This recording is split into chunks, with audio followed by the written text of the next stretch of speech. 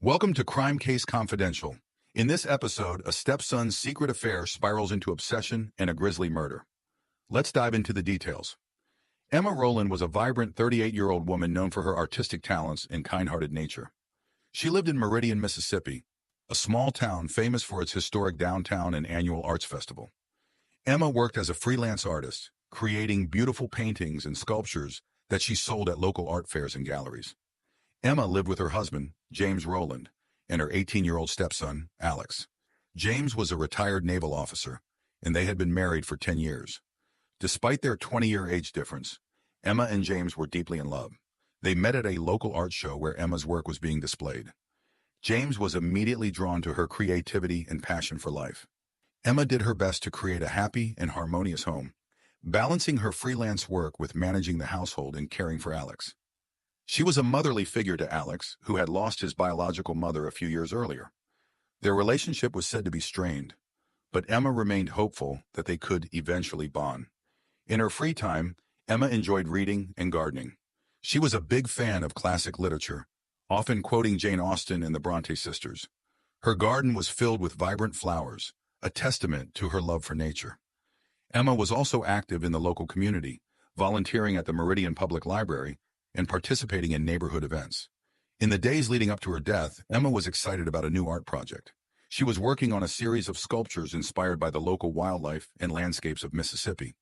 Emma planned to showcase these pieces at the upcoming arts festival.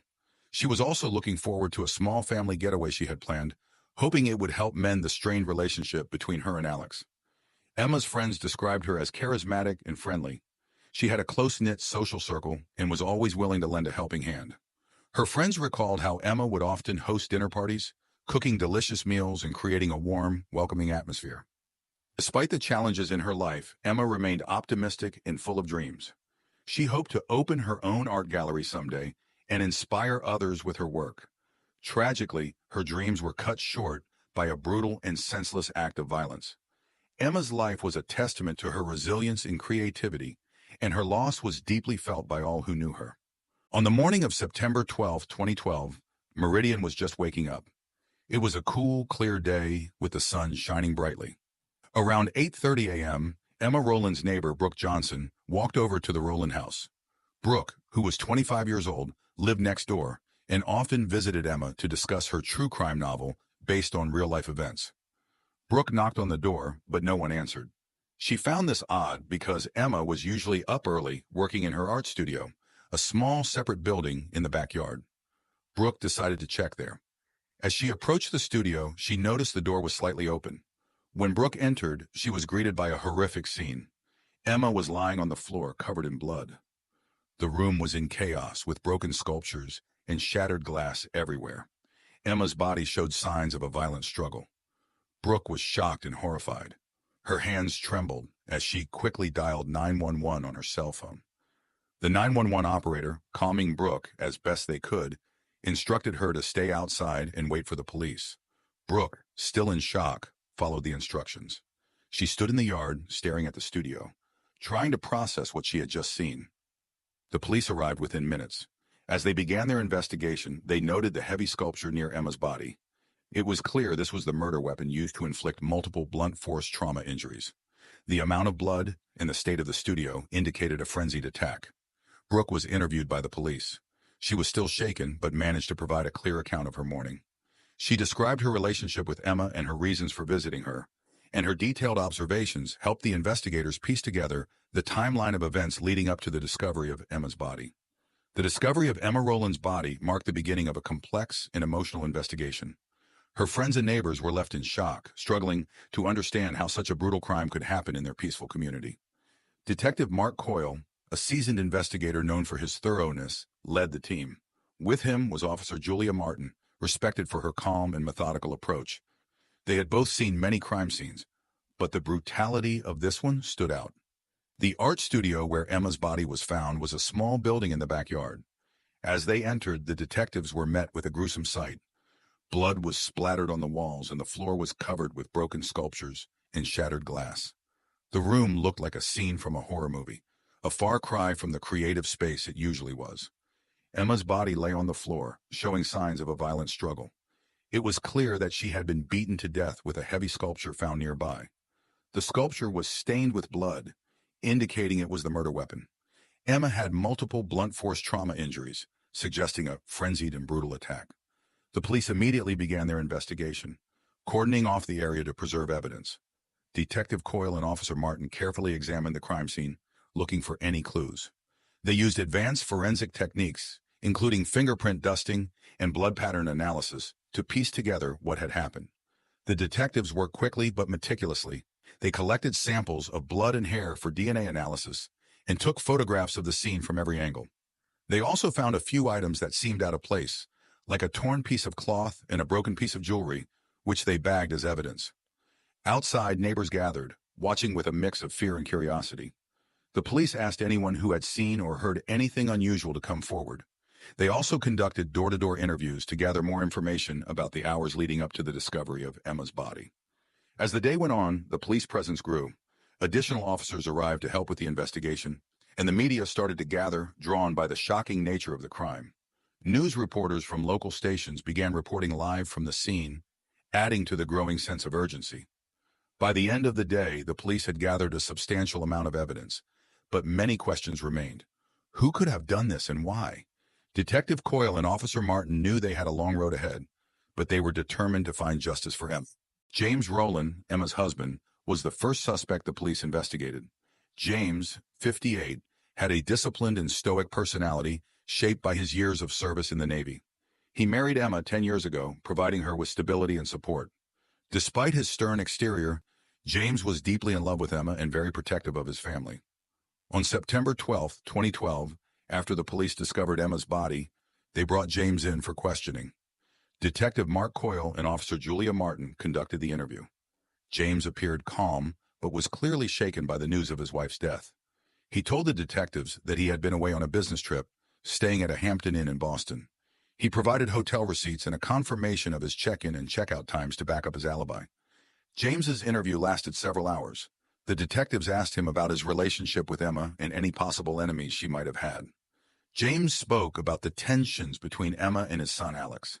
He mentioned that Alex had been acting out since the death of his biological mother and struggled to accept Emma as a mother figure. James believed that despite these challenges, the family would eventually reconcile. The police also searched the Rowland home for additional evidence. They went through James's belongings and searched his car, but found nothing suspicious. They interviewed James's colleagues and checked his phone records, all of which confirmed his alibi. Throughout the investigation, James maintained his composure. However, the strain was visible. He expressed his grief and disbelief that someone could harm Emma. He was cooperative with the police and provided them with any information they requested. Meanwhile, the local news outlets reported on the investigation. Neighbors and friends of the Rowlands were shocked to hear that James was a suspect. Many described him as a kind and loving husband who would never harm his wife. Despite his strong alibi, the police continued to investigate James to ensure nothing was overlooked. They re-examined the crime scene and cross-checked all the details of his alibi. Detective Coyle and Officer Martin wanted to be thorough, leaving no stone unturned. As days passed, it became clear that James was not involved in Emma's murder. The focus of the investigation shifted to other potential suspects. While James was cleared, the pain of losing Emma and being under suspicion was a heavy burden he had to bear. On September 15, 2012, just 3 days after the discovery of Emma's body, Meridian was covered in a light drizzle. The gray skies matched the somber mood in the town. Around noon, while reviewing the evidence collected from the crime scene, Detective Mark Coyle noticed something unusual. Hidden among Emma's art supplies in her studio were dozens of letters. These were not just any letters, but sexually explicit love letters exchanged between Emma and someone else. Detective Coyle and Officer Julia Martin carefully read through the letters. The content revealed a secret affair between Emma and an unidentified individual. The letters spoke graphically of secret sex acts and deep conflicting emotions. This discovery was a significant breakthrough in the case and suggested a possible motive for the murder. Detective Coyle called for a meeting with the entire investigative team. They discussed the contents of the letters and the implications. The team knew they had to identify the other person involved in the affair to understand the full context and potential motives. Officer Martin led the effort to gather more information. She visited Emma's close friends and neighbors, asking if anyone knew about the affair. Many were shocked and had no idea Emma was involved with someone other than her husband, James. The news quickly spread through the small conservative community, creating a buzz of gossip and speculation. Meanwhile, forensic experts analyzed the letters for fingerprints and DNA evidence. They also checked Emma's phone records and email history to find clues about her secret lover. The investigation was thorough, and every detail was scrutinized.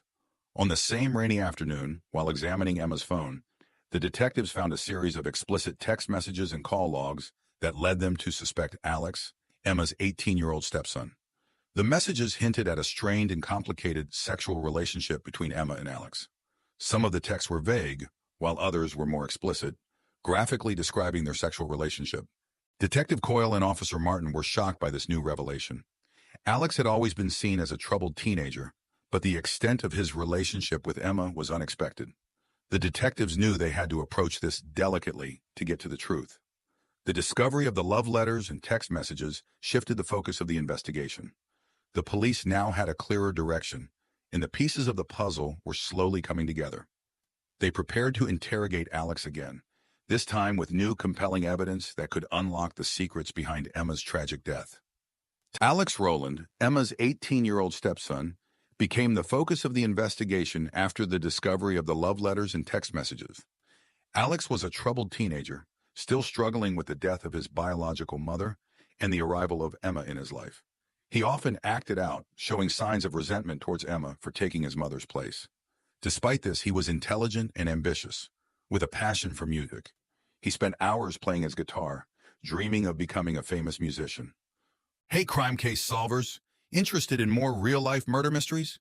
Be sure to like and subscribe to our channel, and if you have any thoughts about this case or have a case of your own you'd like us to investigate, leave us a comment. Stay safe, crime case solvers. On September 16, 2012, Alex was brought in for questioning. Detective Mark Coyle and Officer Julia Martin conducted the interview. Alex appeared nervous, but tried to remain calm. Detectives began by asking him about his relationship with Emma. Alex admitted that their relationship was strained, but denied any involvement in her murder. When the detectives presented the love letters, Alex's demeanor changed. He became visibly upset and defensive. He confessed to the affair, explaining that they started having sex about a year ago. Alex said he became obsessed with Emma, believing that they could be together if his father, James, were out of the picture. However, Emma tried to end the affair and focus on her marriage, which frustrated Alex. The detectives pressed Alex for more details. They asked him about the night of Emma's murder. Alex claimed he was at a friend's house watching movies. The police checked his alibi, but it was weak and lacked concrete evidence. His friend Jake said Alex was with him, but couldn't remember specific details or times. Alex's reaction to the interrogation was a mix of anger and fear. He was defensive and argumentative, denying any involvement in the murder while expressing his frustration over Emma ending the affair. The detectives noted his conflicting emotions, which seemed to oscillate between sadness and anger. While Alex was a prime suspect, the police needed more evidence to link him directly to the crime. They continued to analyze the physical evidence from the crime scene and cross-referenced it with Alex's statements. The detectives also reviewed security camera footage from the neighborhood, hoping to find any inconsistencies in Alex's alibi. The investigation into Alex was intense and thorough. Detective Coyle and Officer Martin were determined to uncover the truth. They knew Alex had a motive, but they needed solid evidence to prove his involvement. The love letters and text messages were crucial, but they had to build a strong case. The investigation was far from over, and the detectives continued to piece together the puzzle. Brooke Johnson, the Rowlands' 25-year-old neighbor, became another person of interest in the investigation. Brooke lived next door and frequently visited the Rowland house. She had a keen interest in true crime stories and was working on a novel based on real-life events. Brooke was known for her observant nature and was often seen taking notes and photos around the neighborhood. On September 17, 2012, the police brought Brooke in for questioning. Detective Mark Coyle and Officer Julia Martin conducted the interview. Brooke appeared calm and cooperative. She explained that she had a passion for writing and was fascinated by true crime. She often visited Emma to discuss her novel and get feedback on her writing. The detectives asked Brooke about the morning she discovered Emma's body.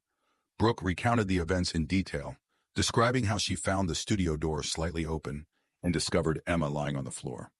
She spoke about her shock and horror and how she immediately called 911. The detectives noted that Brooke's account was consistent with the initial report. As the questioning continued, the detectives probed deeper into Brooke's relationship with the Rowlands. Brooke admitted that she often observed the family dynamics, noting the tension between Emma and Alex. She also mentioned that she had seen Alex acting suspiciously on several occasions, but didn't think much of it at the time. The detectives asked Brooke about her interest in true crime and whether it influenced her actions. Brooke explained that her interest was purely academic and creative. She was writing a novel and used her observations to create realistic characters and scenarios. She denied any involvement in Emma's murder and insisted that she was just a concerned neighbor. Brooke's calm and cooperative demeanor made it difficult for the detectives to determine if she was hiding anything. They decided to search her house for any evidence that might link her to the crime. They found several notebooks filled with detailed observations about the neighborhood and the Rowlands, but nothing directly incriminating. Despite her cooperation, Brooke remained a person of interest. The detectives continued to monitor her closely, looking for any inconsistencies in her story. They also reviewed the security footage from the neighborhood, hoping to find any evidence that could either implicate or clear her. As the investigation into Brooke continued, the detectives faced the challenge of distinguishing between her genuine interest in true crime and any potential involvement in Emma's death. The complexity of the case deepened, but the police remained committed to finding the truth and bringing justice for Emma. On September 20th, 2012, the investigation took a significant turn. Detective Mark Coyle and Officer Julia Martin had gathered enough evidence to identify the murderer. The evidence pointed to Alex Rowland, Emma's 18-year-old stepson. Alex's conflicting emotions and erratic behavior had raised suspicions from the start, but it was the discovery of his fingerprints on the murder weapon that sealed his fate. Alex was known to be a troubled teenager. He struggled with the recent death of his biological mother and resented Emma for taking her place. Despite his intelligence and passion for music, Alex's feelings for Emma had evolved into a dangerous mix of hatred and desire. When Emma confronted him about his failing grades and her decision to end their secret affair, Alex snapped. In a fit of rage and obsession, he attacked her with a heavy sculpture from her studio. The detectives had pieced together the events of that fateful day. Alex had been at the house, waiting for the right moment. When Emma entered the studio, he followed her. The confrontation escalated quickly, and in his fury, Alex grabbed the sculpture and struck Emma multiple times, leading to her death. With the evidence in hand, the police prepared to arrest Alex. On the evening of September 20th, they arrived at the Rowland home. Alex was in his room, listening to music on his iPod when the officers entered. Alex seemed surprised but didn't resist arrest. He was handcuffed and taken to the police station for processing. James Rowland, Alex's father, was devastated by the news. He couldn't believe that his son was capable of such a brutal act. The family was torn apart by the revelation, and the community was equally shocked. Neighbors and friends who had known Alex as a quiet, troubled teen now saw him in a completely different light. The police detailed the evidence during a press conference, explaining how Alex's obsession with Emma and his inability to control his emotions led to the murder. The discovery of the sexually explicit letters and Alex's fingerprints on the murder weapon were critical pieces of the puzzle that helped solve the case. As Alex was taken away, his reaction was a mix of anger and resignation. He knew the evidence against him was overwhelming, and there was no escape from the consequences of his actions. Emma's friends and family were relieved that the murderer had been caught, but the pain of losing Emma remained. The arrest of Alex Rowland brought some closure to the case, but the journey to justice was far from over. The next step was the trial, where the full extent of Alex's actions and motives would be revealed. The trial of Alex Rowland began on November 5, 2012, in Meridian, Mississippi. The courtroom was filled with reporters, friends, and family members, all eager to hear the details of the case. The prosecution was led by Assistant District Attorney James Oliver, a seasoned lawyer known for his tenacity and thoroughness. He was 45 years old with a stern demeanor that commanded respect. Oliver argued that Alex's obsession with Emma, coupled with his anger over her ending their affair, led him to commit the brutal murder. He presented the love letters, text messages, and forensic evidence linking Alex to the crime. The prosecution's case was solid, painting a clear picture of Alex's motive and actions. The defense was handled by public defender Sarah Jane Lehman, a compassionate and determined attorney who had been practicing law for over 20 years. She was 42 years old and known for her dedication to her clients. Lehman argued that Alex was a troubled teenager who had been deeply affected by his mother's death and was struggling with mental health issues. She claimed that Alex's actions were not premeditated, but a result of emotional turmoil and confusion. Throughout the trial, the emotional toll on Emma's family was evident. Her husband, James Rowland, sat in the front row, his face etched with grief and disbelief. Friends and family members wept quietly as they listened to the details of Emma's tragic death. After several weeks of testimony and evidence, the jury deliberated for 2 days. On December 3, 2012, they returned with a verdict. Alex Rowland was found guilty of second-degree murder. The courtroom was silent as the judge read the verdict. Alex showed little emotion, his face blank as he listened to his fate. The sentencing took place on December 10, 2012. Alex was sentenced to 25 years in prison without the possibility of parole.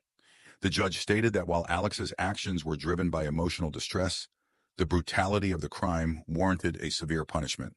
The sentence aimed to provide justice for Emma and her family while acknowledging Alex's troubled background. Emma's family had mixed reactions to the sentence. Some felt it was too lenient given the nature of the crime, while others believed it was a fair balance between justice and compassion for Alex's mental state. The community of Meridian was left to grapple with the aftermath of the tragedy, hoping to find some sense of closure. The trial and sentencing of Alex Rowland were widely covered by local media.